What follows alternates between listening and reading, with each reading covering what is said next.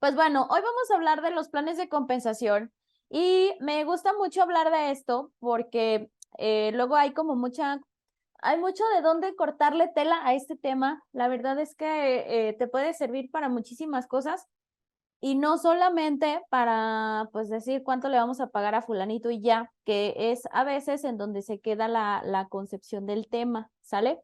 Entonces hoy vamos a derribar también unos mitos ahí, sí, de cuál es la diferencia y vamos a abordar este tema desde el punto de vista estratégico y vamos a dejar a los expertos de los temas fiscales a que luego nos complementen lo que nos tengan que complementar y yo solo te voy a dejar el atrás. Lo que tienes que hacer atrás y te voy a dejar, sí, tarea de qué es lo que te tienes que chutar y estudiar para que lo puedas complementar bien de manera fiscal y lo puedas amarrar bien. Entonces, bueno, ¿cómo definir incrementos salariales, bonos y prestaciones adicionales? Este es un tema que veo mucho, que resulta que veo que en las empresas, pues, se basan nada más en vamos a subirle el sueldo y ya, ¿no? Y resulta que ya le subimos el sueldo tantas veces y de nada funcionó, o no me sirvió, no se quedó de todos modos, o entre más les pago de todos modos de nada sirve. Entonces, aquí el tema, chicos, es saber identificar cuál es la naturaleza de, primero, cuál es el sector de tu empresa, cómo se está moviendo, qué es lo que quieres incentivar y si en realidad es necesario subir el sueldo de manera directa completamente y que también eso le impacta en los costos de la empresa en cuanto a la carga fiscal y la carga de pues toda la estructura financiera, o si lo puedes complementar con otro tipo de beneficios que hoy vamos a conocer. Así que espero que hoy te lleves un panorama muy amplio y pues lo puedas como analizar. Recuerda que puedes hacer preguntas a la hora que sea, en el momento que sea. Este webinar es para ti, tú lo construyes. Jessica me está apoyando a leer las preguntas y comentarios. Yo voy a hacer pausitas ahí, pero sí es como muy urgente porque yo no puedo ver el chat porque si lo veo te bloqueo la pantalla o luego se hace como estorbito aquí. Entonces, si tienes preguntas o comentarios, siéntete libre. Jessie me está ayudando a compartirme las preguntas y lo vamos viendo, ¿va? Entonces, pues bueno, ¿qué rayos es esto? ¿Qué vamos a ver? Vamos a ver cuál es la diferencia entre planes de compensación versus tabuladores salariales. O sea, cuál es realmente la diferencia, por qué no es lo mismo, aunque pareciera lo mismo. ¿Y cuál es la metodología para establecer los planes de compensación? Con estos dos temas vamos a tener mucha tela para cortar, como te digo, porque lo que quiero es que derribemos el mito de que no es lo mismo sueldo y tabulador a un plan de compensación integral, ¿sale? Y bueno, ¿qué es un tabulador salarial? Primero tenemos que entender qué es eso y basarnos en el principio, ¿no?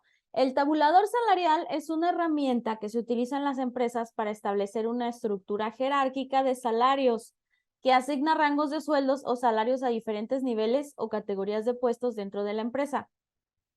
Tú puedes tener diferentes tipos o sea, el mismo puesto, pero con diferente nivel de especialización, que le llaman junior, senior y experto, o que luego le llaman ABC, o le llaman 1, 2, 3, o rango 1, 2, 3.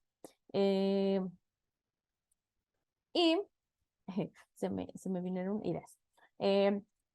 Este tipo de puestos que van subiendo como de categoría, pues pueden tener su tabulador especial, o sea que tienen un tabulador directo que va incrementando conforme la persona va cumpliendo ciertas condiciones establecidas, ¿no? Que puede ser por antigüedad o puede ser que lo ideal sería que no premies nada más la antigüedad, sino por desarrollo de habilidades o competencias. Es decir, en cuanto a la persona va demostrando, de acuerdo a sus habilidades o sus evaluaciones de desempeño, que va cumpliendo ciertos objetivos o va desarrollando ciertas habilidades, pues esa persona ya no vale lo mismo cuando la contrataste el día 1, que ahora 3 años, que ya resolvió N cantidad de problemas en tu empresa, ya tomó 50,000 cursos por su cuenta o incluso desarrolló ciertas habilidades debido a que se expuso a las situaciones inherentes de tu empresa en el ciclo de crecimiento. Entonces, esa persona tienes que tener claro que ya evolucionó. Sí o sí, los seres humanos evolucionamos. Hay algunos o muy pocos que se quedan siendo pues los mismos, pero la mayoría de las personas no cuesta lo mismo cuando entró que cuando se fue. Y esto es un tema que me interesa mucho que tengamos claro, chicos, porque me pasa mucho con mis clientes que me piden, ya se fue fulanito después de hace 4 años, necesitamos buscar al reemplazo y quieren pagar lo mismo, ¿no? Pero fulanito hace 4 años, pues se dedicaba a una cosa y traía cierto perfil y ahora resulta que te entrega el puesto con, con otras habilidades y pues por eso se está yendo, ¿no? Porque en la empresa ya no encontró ese crecimiento y lo está buscando por fuera. Entonces esa persona ya no es la misma y quieren al mismo fulanito con el mismo sueldo con el que empezaban al inicio, entonces es imposible muchas veces. Entonces es importante que tengas claro esto porque sí o sí las habilidades cada vez tienen un valor más alto. De hecho, quiero contarte que la semana pasada asistimos a una conferencia muy interesante sobre tema de inteligencia artificial y cómo este tema nos va a impactar en el mundo y cómo nos va a ir desplazando y todo este tipo de cosas.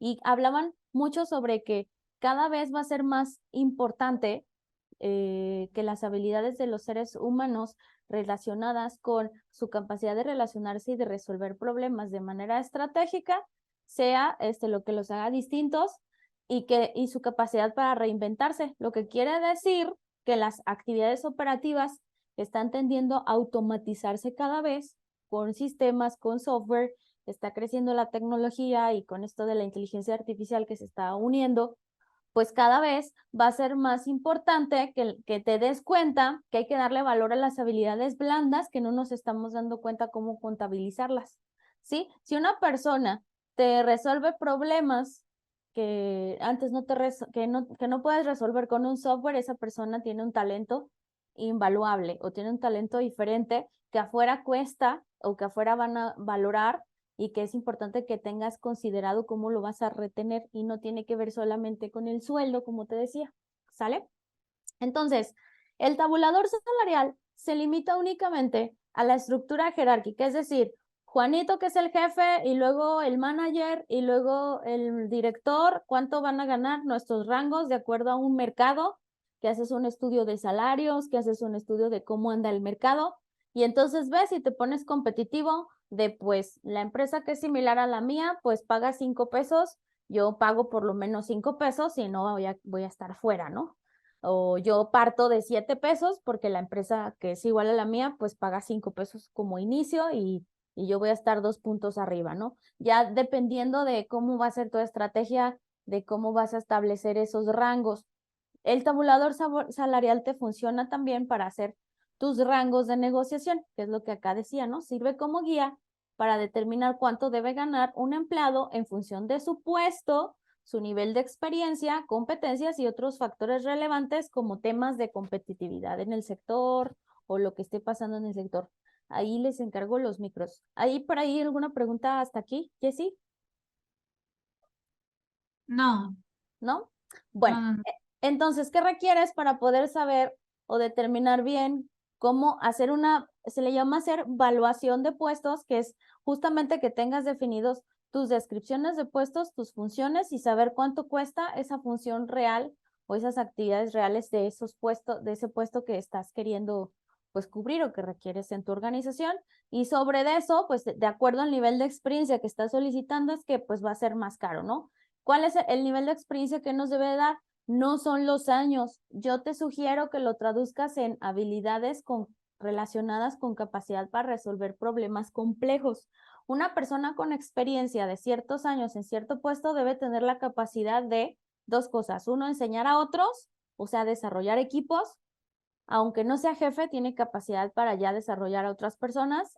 Y la segunda, resolver problemas que alguien junior o alguien recién egresado o alguien con poca experiencia, pues no puede resolverlos, ¿no? Entonces, no te bases en los años porque muchas veces nos llevamos sorpresas de que hay personas que pues desarrollan tan rápido sus habilidades, justo con este tema de la tecnología que está avanzando muy rápido, hay personas que van muy avanzadas. Entonces, muchas veces desarrollan habilidades más rápido que el mismo jefe, ¿no? Entonces, es importante que tengas claro que este nivel de experiencia dejemos de catalogarlo solamente por años o por antigüedad y lo traduzcas mejor por habilidades complejas en el nivel de resolución de problemas y y la capacidad de desarrollar a otros o enseñar a otros, armar equipos de trabajo.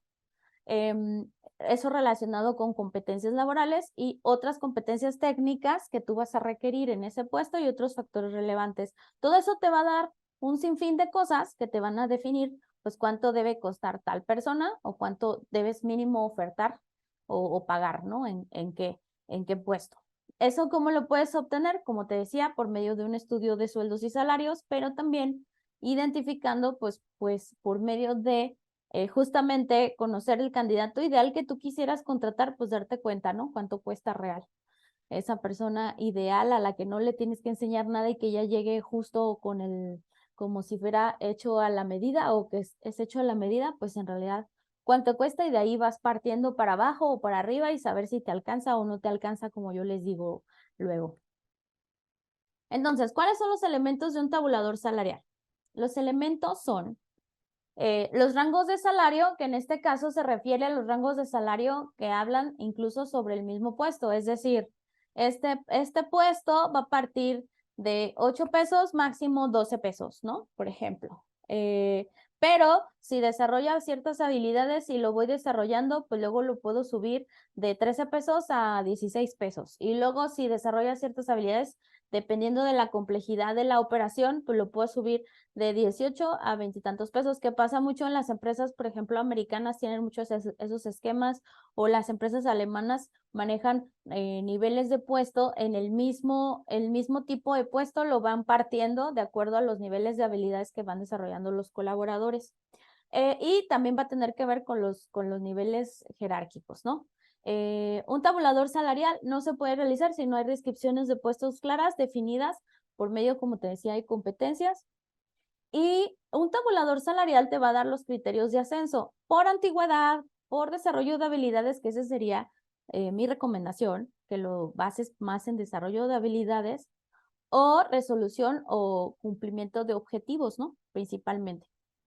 Entonces, si la persona es capaz de bajarte los indicadores no sé, estabas hablando de reducción de costos, ¿no? Y si esa persona cada vez o cada año te está logrando superar ese indicador, pues esa persona es muy valiosa y ha desarrollado ciertas habilidades que le permiten lograr que ese indicador impacte y pues al final está sumando a la empresa reduciendo los costos de ese indicador, ¿no? O ese indicador de reducción de costos, pues está impactando siempre, constantemente, pues esa persona no la dejes ir.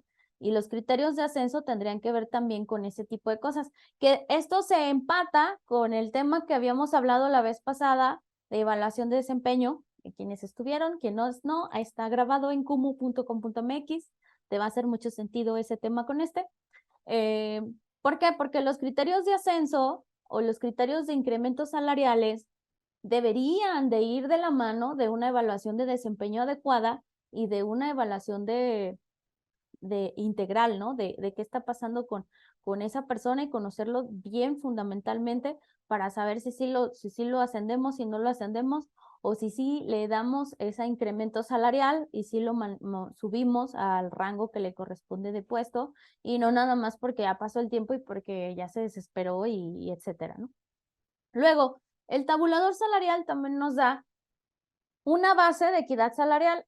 El tabulador salarial, digamos que es el papá de los planes de compensación y nació con la intención de generar una equidad salarial, de que las personas que hicieran lo mismo, pues ganaran lo mismo, y las personas que hicieran cosas más complejas, pues ganaran diferente o se les recompensara diferente, ¿no?